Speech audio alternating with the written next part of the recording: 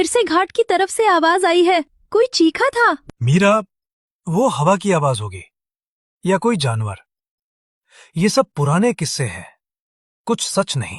पर भैया, पिछले महीने मोहन भी तो गया था वहाँ और वो लौटा नहीं। हाँ, लेकिन डर से सच नहीं छिपता। मैं कल जाकर देखूंगा कि घाट पर होता क्या है। कृपया मत जाना, वो जगह ठीक नहीं है। अगर मैं नहीं गया तो ये डर कभी खत्म नहीं होगा। मैंने कहा था कोई घाट की तरफ नहीं जाएगा। वो जगह अपवित्र है, वहाँ सिर्फ मरे हुए लोगों की आत्माएं हैं। पर रामलाल जी, हमें सच जानना है, आखिर हर महीने कोई न कोई गायब क्यों हो जाता है?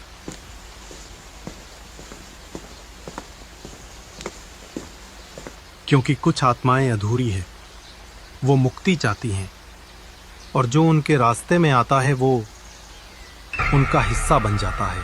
भैया मत जाओ, मुझे आज बुरा सपना आया है।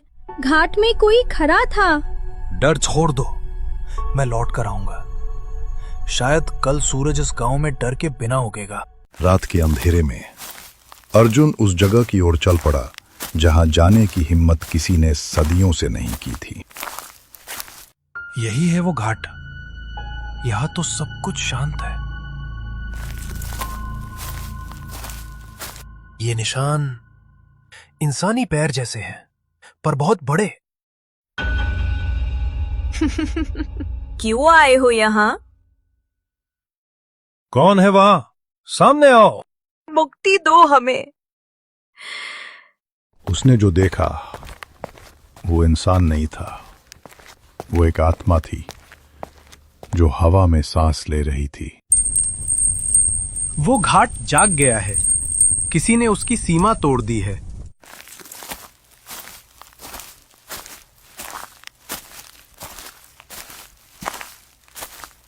यहाँ कोई है क्या?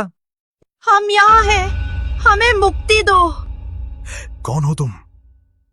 हम सब वो हैं जिन्हें जिंदा गाड़ दिया गया महामारी के डर से। क्या तुम्हें मारा नहीं गया, जिंदा दफनाया गया? और वो जिसने हमें दफनाया, उसी की औलाद अब इस गांव की सरपंच है। 50 साल पहले इस गांव में महामारी फैली थी। बीमारों को बचाने की जगह उन्हें जिंदा दफनाया गया। अगर ये जिंदा रहे तो पूरा गांव मरेगा। गाड़ दो इन्हें। हम अब भी वही हैं, राख बनकर, इंतजार करते हुए। मैं तुम्हें मुक्ति दिलाऊंगा।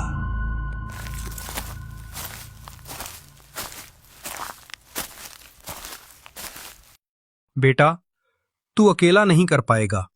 ये आत्माएं तभी शांत होंगी जब उन्हें अग्नि दी जाए। पर इनके शरीर तो अब नहीं है ना? जहां उनकी राख है वहीं उनकी आत्मा बंधी है। चल, हवन करना होगा। बाबा रुद्रनाथ और अर्जुन बैठकर वहां पर यज्ञ करने लगते हैं जहां पर उन लोगों को जिंदा ही दफनाया गया था। धीरे धीरे देखते देखते वो आत्माएं राख बनकर हवा में उड़ गई। अब ये गांव आजाद है, पर याद रख, श्राप कभी मिटता नहीं, बस सो जाता है। अब कोई नहीं मरेगा, सब सुरक्षित रहेंगे।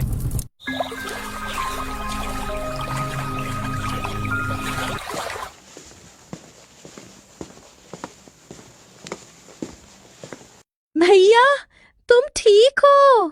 हाँ, सब खत्म हो गया। अब कोई डर नहीं।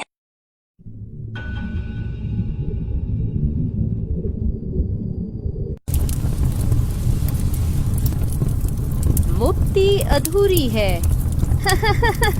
कहते हैं श्राप मिटता नहीं, बस नया घर ढूंढ लेता है।